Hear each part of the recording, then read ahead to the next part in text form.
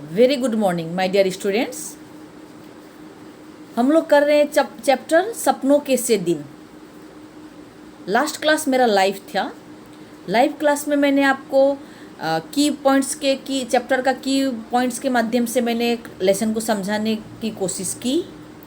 आज अच्छा मौका है कि आज रिकॉर्डेड क्लास है, पीएस से पर्सनल स्टडी का क्लास है और इसमें हम लोग क्या करेंगे, इसको मैं और सुंदर तरीके से आपको और एक बार दूसरी बार मैं आपको समझाने जा रही हूँ, जिससे क्या होगा, आपका चैप्टर पूरा का पूरा आपको याद हो जाएगा।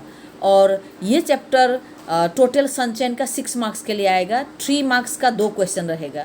हो सकता है कि 6 मार्क्स का यहीं से हो या हरिहर काका से हो या टोपी शुक्ला से हो। बच्चों, पाठ सपनों के से दिन, लेखक गुरदयाल सिंह। इस पाठ का ऑब्जेक्टिव है बच्चों लेखन तथा पठन शैली का विकास। इस लेसन के माध्यम से आपको राइटिंग और रीडिंग स्किल्स आपका डेवलप होगा, क्योंकि लेसन लंबा भी है और आपको पढ़ने का मौका भी मिलेगा, लिखने का भी। शब्द भंडार में वृद्धि, वोकेबुलरी यानी नए नए शब्द आपको जानकारी मिलेगी। आपका जो शब्द का जो आपके पास जो खजाना है वो उसमें और भी वृद्धि होगी। तीसरा है लेखक गुरदयाल सिंह की आत्मकथा की जानकारी, यानी लेखक गुरदयाल सिंह ने, वो तो एक पंजाबी लेखक थे, लेकिन उन्होंने आत्मकथा में कौन सा पाठ हमें यहाँ पर दिया है उसकी जानकारी आपको प्राप्त होगी। स्पेशली ये चाइल्डहुड का है। विद्यार्थी और अनुशासन, एक विद्यार्थी का, स्टूडेंट किस प्रकार डिसिप्लिन होना चाहिए, इस लेसन के माध्यम से आपको जानकारी प्राप्त होगी। साथ ही साथ खेलों का महत्व के बारे में बताया जाएगा। इम्पोर्टेंट ऑफ गेम, खेल कूद के बारे में आपको जानकारी प्राप्त होगी, जो इतना इम्पोर्टेंट क्यों है। उसके बाद है बच्चों मेन कॉन्सेप्ट है इस चैप्टर का बाल मनोविज्ञान, चाइल्ड साइकोलॉजी के ऊपर आपको बातचीत आपको पता चलेगा। अंग्रेजी शासन, जिस समय गुरदयाल सिंह का जन्म हुआ था 1933 में, 1933 में, तो उस समय अंग्रेज़ों का यहाँ पर शासन था, तो इसीलिए अंग्रेजी शासन का भी असर यहाँ पर होता है, लेसन में पता चलता है।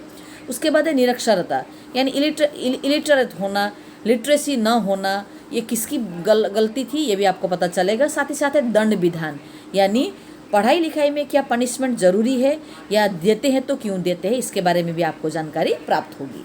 नेक्स्ट है बच्चों, आज भी मैं की पॉइंट्स ऑफ द चैप्टर, यानी की पॉइंट्स के माध्यम से आपको चैप्टर एक्सप्लेन करने जा रही हूँ।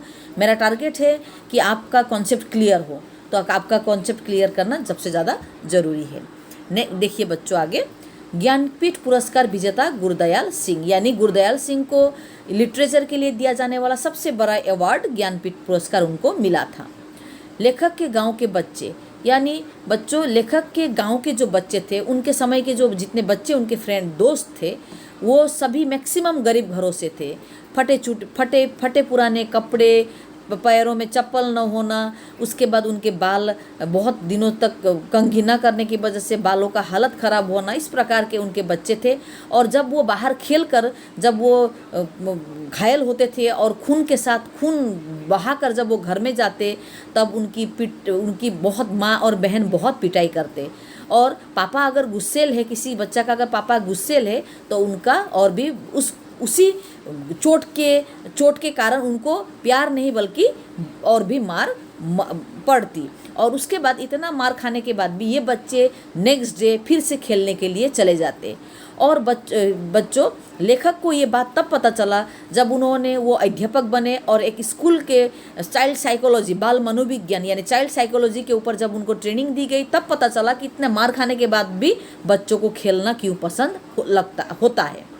नेक्स्ट, निरक्षरता का बढ़ावा, यानी इस पाठ में ये बताया गया है कि उनके गांव में पीढ़ी दर पीढ़ी बच्चे, इंसान, मनुष्य निरक्षर रहते थे, क्योंकि उस ज़माने में पढ़ाई के प्रति किसी के कोई इंटरेस्ट नहीं था और माता पिता भी कोई इंटरेस्ट नहीं लेते थे। और बच्चे जब स्कूल नहीं जाना चाहते तो उनको कोई बात नहीं बोलते थे, बल्कि अगर कोई बच्चा 2-4 दिन जाकर फिर वापस वो स्कूल नहीं गया, तो टीचर जब उनके घर में माँ बाप से पूछने के लिए आते थे बच्चा क्यों नहीं गया, तो उल्टा माँ बाप उनके टीचर को कहते कि हमें उनको पढ़ाकर तहसीलदार, तहसीलदार एक वर्ड है, बुक रीडिंग कर ली तब समय देखोगे कि तहसीलदार यानी रेवेन्यू कलेक्टर नहीं बनाना है, बल्कि मुनीम का काम करेगा। और मुनीम का काम करने के लिए उनके गांव में घनश्याम नाम का एक पंडित है, और वो पंडित उसको अगर 6 महीना पढ़ा देता है तो वो हिसाब किताब कर लेगा, और ऐसा करके वो खा लेगा। इसीलिए स्कूल जाकर इतना टाइम वेस्ट करने की कोई ज़रूरत नहीं है, माँ बाप की बात थी ये। उसके बाद बच्चों, उनके गांव में, लेखक के गुरदयाल सिंह के गांव में, उनके पास पड़ोस के लोग राजस्थान और हरियाणा से आए हुए थे। वो पंजाब के रहने वाले थे, लेकिन उनके आसपास राजस्थान के लोग और हरियाणा के लोग हैं। और जब वो बच्चे जब राजस्थान परिवार के बच्चे और हरियाणा के परिवार के बच्चे जब उनके साथ खेलते थे तो उनका लैंग्वेज सुनकर लेखक और उनके दोस्त हंसते थे। लेकिन बच्चों, जब खेलने के मैदान में यही बच्चे उनके साथ जाते तो वो सारा हंसी मजाक भूल कर बड़े मन लगाकर, लैंग्वेज समझ में ना आने के बाद भी उन लोग खेलने का जो अलग लैंग्वेज होता है उससे वो बड़े मन लगाकर खेलते थे। उसके बाद बच्चों, स्कूल की बात आती है। उनके स्कूल में स्कूल जाने का बच्चों को तो मन नहीं होता था, लेकिन जब भी स्कूल जाते थे तो उनके स्कूल में घुसने के रास्ते पर डंडिया यानी बिना फूल के कुछ पेड़ होते थे जिसका गंध उनको अच्छा नहीं लगता था।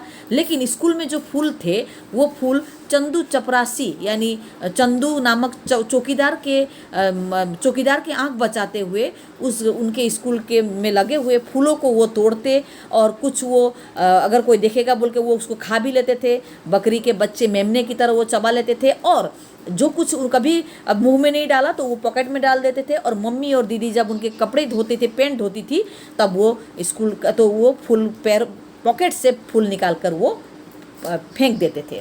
उसके बाद बच्चों, गर्मी की छुट्टियों में नानी के घर जाना।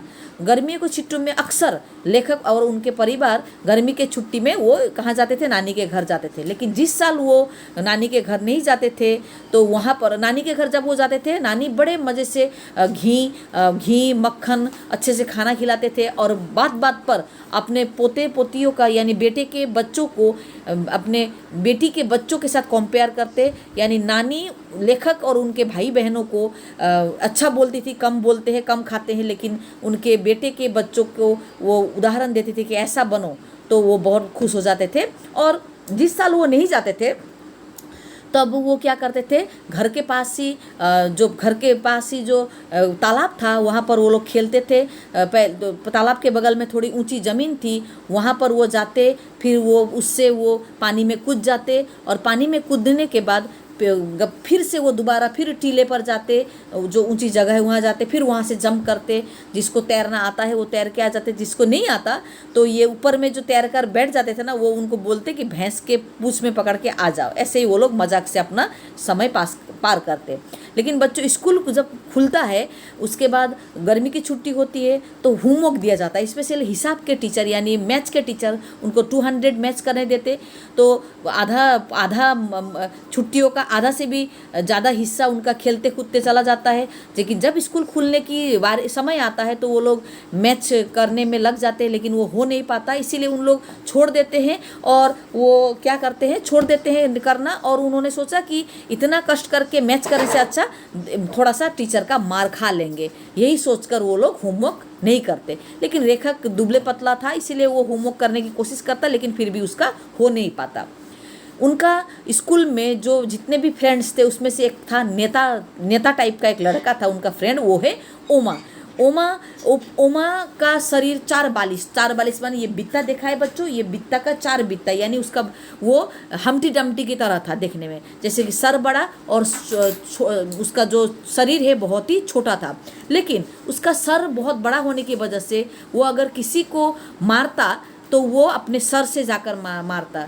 जैसे कि आप लोगों ने रोमन रेंज का स्फीयर मार देखा है ना, उसी प्रकार का स्फीयर मार यानी ये सर से अपने दोस्तों को मारता था, और उनके सीने का जो हड्डी है वो तोड़ने जैसा वो मारता था। इसीलिए ओमा से स्कूल के सारे बच्चे दूर ही रहते, और ओमा का जो मार था उसका बच्चों ने नाम दिया था रेल बम्बा। और ओमा देखने में ऐसा था कि उसकी आंखें बाहर निकली हुई थी, छोटा सा कद था, और देखने में बिल्ली के जैसा उसका चेहरा था, लेकिन उसका मार में बहुत ही, और वो बहुत साहसी भी था, इसीलिए सारे फ्रेंड उसको फॉलो भी करते थे। लेखक या लेखक के साथी स्कूल में जाना नहीं चाहते थे, क्योंकि स्कूल में उनको पनिशमेंट बहुत दिया जाता था। इस पनिशमेंट की वजह से उनको स्कूल से नफरत था। लेकिन एक समय ऐसा आता है कि स्कूल जाना उनको अच्छा लगता था जब स्काउटिंग का अभ्यास होता था। यहाँ पर स्काउट का टीचर था, यानी उनका पीटी सर थे प्रीतम चंद। उसके बाद दूसरा यहाँ पर 9th पॉइंट देखिए, हेडमास्टर का चरित्र। उनके स्कूल के जो हेडमास्टर थे उनका नाम था मदन मोहन शर्मा। और ये मदन मोहन शर्मा बहुत ही सॉफ्ट थे, बहुत ही काइंड हार्टेड थे और वो बच्चों से बहुत प्यार करते थे। वो स्कूल में इंग्लिश पढ़ाते थे। क्लास 5 और क्लास 8 के बच्चों को वो इंग्लिश पढ़ाते थे और बच्चों को वो मारते ही नहीं थे। और कभी कभी अगर वो मारना भी पड़ता तो गाल में एक झापड़ लगाते थे, थप्पड़ देते थे। लेकिन थप्पड़ इतना सॉफ्ट होता था कि कमज़ोर बच्चे भी उनका मार खाकर हंस देते थे। तो ये हुई हेडमास्टर के बारे में। उसके बाद स्काउटिंग का अभ्यास होता था। उस समय बच्चे स्कूल खुशी खुशी जाना पसंद करते थे, नहीं तो बाकी के समय वो स्कूल जाना पसंद नहीं करते। उसके बाद लेखक हर साल पास कर जाते थे और उनको हर साल पास करके पढ़ने का मौका इसीलिए मिलता था क्योंकि मदन मोहन शर्मा उनको पुरानी पुस्तकें लाकर देते थे। दरअसल बात ये हुई कि मदन मोहन शर्मा एक अमीर घर का बच्चा को पढ़ाते थे और वो जो लड़का था वो लेखक से, गुरदयाल सिंह से 1-2 साल बड़ा था। तो हर साल वो पास कर जाता था तो उसकी पुरानी किताबें लेखक को लाकर वो देते थे, मदन मोहन शर्मा देते थे। उसके अलावा पूरे साल में उनका खर्चा था पढ़ाई के क्षेत्र में 1 या 2 रुपये। 1-2 रुपया से वो इंक पेन वगैरह खरीदते थे, कॉपी वगैरह खरीदते थे। और उस समय बच्चों 1-2 रुपया भी बहुत काम कर था क्योंकि 1-2 रुपये में 1 किलो 4 सेर अनाज आता था, 1 किलो घी आता था। इसीलिए 1-2 रुपया भी उस समय बहुत बड़ी बात थी। तो पुरानी पुस्तकें पाने की वजह से लेखक आगे की पढ़ाई कर सके, नहीं तो उनका पढ़ाई वहीं पर रुक जाता क्योंकि माता पिता का भाई घर का हालत अच्छा नहीं था और वो भी इंटरेस्टेड नहीं थे। इसीलिए लेखक के खानदान के सबसे पढ़ा लिखा लेखक ही थे। उसके बाद बच्चों यहाँ पर इस लेसन में आता है द्वितीय विश्व युद्ध की बात, सेकेंड वर्ल्ड वॉर की बात आती है। क्योंकि लेखक जिस रियासत में रहते थे उसका नाम था नाभा रियासत का राजा को अंग्रेज़ों ने 1923 में गिरफ्तार कर लिया था और वो केरल का एक जगह में उनको वहाँ पर रखा जाता है और हिरासत में रहते हुए राजा का देहांत हो जाता है। और उनका एक बेटा था जो फॉरेन में पढ़ रहा था। इसीलिए नाभा रियासत का वारिस न होने की वजह से अंग्रेज़ों ने नाभा रियासत को अपने कब्जे में कर लिया था। और नाभा के नेक्स्ट पॉइंट देखिए, नाभा के जवान लड़कों को फौज में शामिल। नाभा रियासत यानी लेखक जिस रियासत में रहते थे, जिस राज्य में रहते थे, उस राज्य को अंग्रेजों के कब्जे में चला गया था क्योंकि राजा का देहांत हो गया था। लड़का यहाँ पर, बेटा उनका यहाँ पर नहीं था। इसीलिए नाभा रियासत अंग्रेजों के पास चला गया था। फिर भी अंग्रेज उस नाभा रियासत में आकर जवान लड़कों को जोर जबरदस्ती फौज में शामिल नहीं करते थे, बल्कि उन लोगों ने कुछ जोकर टाइप के लोगों के माध्यम से उन लोगों ने नाभा रियासत के लड़कों को नाच गाना, जैसे कि भर्ती हो जा रे रंग रूठ नाम का इस प्रकार का नौटंकी का गाना नाच करके लोगों को बुलाते और लोग देखने आते और वो फौज में रहकर क्या क्या फ़ायदा है उसको बुलाते। और कुछ लड़के फौज में शामिल हो जाते और कुछ नहीं होते थे। लेकिन अंग्रेज़ जोर जबरदस्ती नहीं करते, बल्कि नाच गाना नौटंकी के माध्यम से वो लड़कों को फौज में शामिल करते थे। उसके बाद बच्चों नेक्स्ट पॉइंट है प्रीतम चंद का फारसी पढ़ाना, दंड देना, मुअत्तल। यहाँ पर 3 पॉइंट्स में एक साथ करा रही हूँ।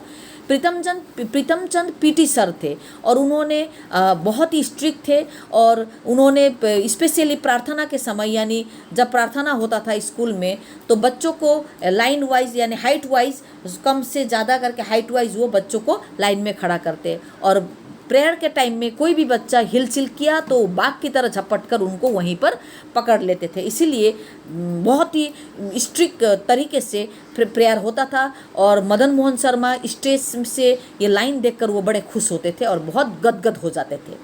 लेकिन पीटी सर प्रीतम चंद का पीटी के साथ साथ फारसी लैंग्वेज भी वो पढ़ाते। एक बार क्या हुआ बच्चों, उन्होंने लेखक के क्लास में आकर फारसी लैंग्वेज पढ़ाया और वहाँ पर उन्होंने कुछ वर्ड्स को उनको लर्न करने के लिए दिया।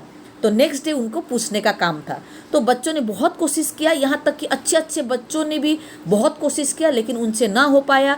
नेक्स्ट डे क्लास में जब वो प्रीतम चंद ने जब क्वेश्चन पूछा तो वो जवाब नहीं दे पाए, तो उनको दंड दिया गया, मुर्गा बनाया गया। पूरे उस समय लेखक क्लास 4 में, 4th स्टैंडर्ड में थे, क्लास 4 में पढ़ रहे थे। तो उन्होंने बच्चों को मुर्गा बनाया, और मुर्गा बनाते समय थोड़ा सा भी वो हिल जाते तो वहाँ भी उनको पनिशमेंट मिलती थी। और ये चीज़ हेडमास्टर मदन मोहन शर्मा ने देख लिया और उन्होंने उसको निलंबित कर दिया। बच्चों को पनिशमेंट देने की वजह से उनको मुअत्तल कर दिया। मुअत्तल का मतलब है उनको निलंबन कर दिया। और उन्होंने ये कहा कि अगर आप दोबारा स्कूल में आना चाहते हैं तो नाभा रियासत में जो एजुकेशन डिपार्टमेंट है वहाँ जाकर आपको परमिशन लेना पड़ेगा, तब जाकर आप दोबारा स्कूल ज्वाइन कर सकते हैं।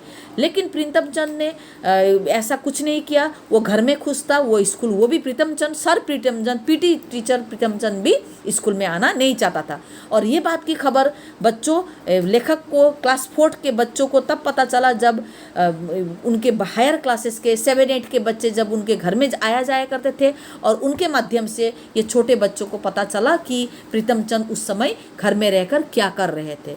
दरअसल प्रीतम चंद उन दिनों निलंबित होकर बच्चों को पनिशमेंट देने की वजह से हेडमास्टर मदन मोहन शर्मा ने उनको निलंबन किया था। और निलंबन करने की वजह से वो घर में थे, और घर में उन्होंने उनके पास जो उन्होंने पाल के रखा था तोता था उनके पास, और उन तोतों को बादाम भिगो कर खिलाते थे, और उन्होंने साथ ही साथ वो तोते से मीठी मीठी बातें करते थे। प्रीतम चंद दरअसल बहुत ही क्रूर था, बहुत ही स्ट्रिक्ट था, और वो जैसे देखने में अच्छा नहीं था, उसी प्रकार उसका स्वभाव भी बहुत ही कड़क था।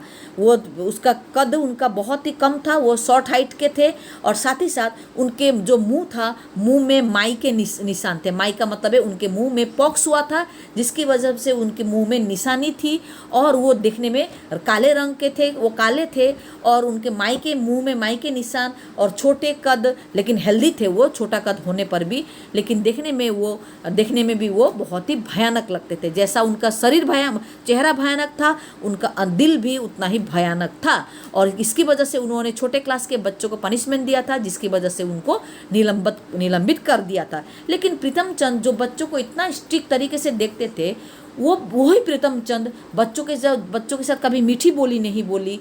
वही टीचर यानी वही प्रीतम चंद अपने पाले हुए तोतों के साथ ऐसे मीठी बातें कैसे कर सकते हैं। और ये बात तब तो लेखक को समझ में नहीं आया, क्योंकि क्लास 4 में थे, लेकिन बाद में जब वो टीचर बने तब उनको ये सारा हाल पता चल गया था। बच्चों, जब तक ये कहानी राइटर ने यहीं पर ख़त्म किया कि प्रीतम चंद अपने तोतों को खिलाते हैं, और वो उनसे मीठी मीठी बातें करते हैं, और ये सारा आंखों देखी हाल क्लास 7-8 के बच्चों ने इन छोटे बच्चों को बताया था, और लेखक ने उसी समय इसकी जानकारी उन्होंने प्राप्त की थी। बच्चों, इस लेसन के माध्यम से आपको ये पता चला कि बच्चों को खेलकूद क्यों पसंद होता है, टीचर को क्यों बच्चों के साथ अच्छा व्यवहार करना चाहिए, ना कि स्ट्रिक्ट होना चाहिए, और यहाँ तक कि अंग्रेज़ों का शासन किस प्रकार से अंग्रेज़ों ने अपने रियासत को अपने शासन को किस प्रकार से फैलाया था, उसके बारे में भी जानकारी मिलती है। ये जब यहाँ तक जो उनके ऑटोबायोग्राफी का जो ये पार्ट दिया है, यहाँ पर इतना ही दिया था बच्चों। और आज के लिए इतना ही। एग्ज़ाम चल रहा है, इसीलिए कोई होमवर्क नहीं दे रही हूँ, और बाकी साथ ही साथ आपको नोट्स में भेज दूँगी। हरिहर काका का भी नोट्स अभी बाकी है, और इसका भी मैं एक साथ दे दूँगी। अब नेक्स्ट क्लास में हम नए चैप्टर के साथ मिलेंगे, तब तक के लिए सुरक्षित रहे। Thank you.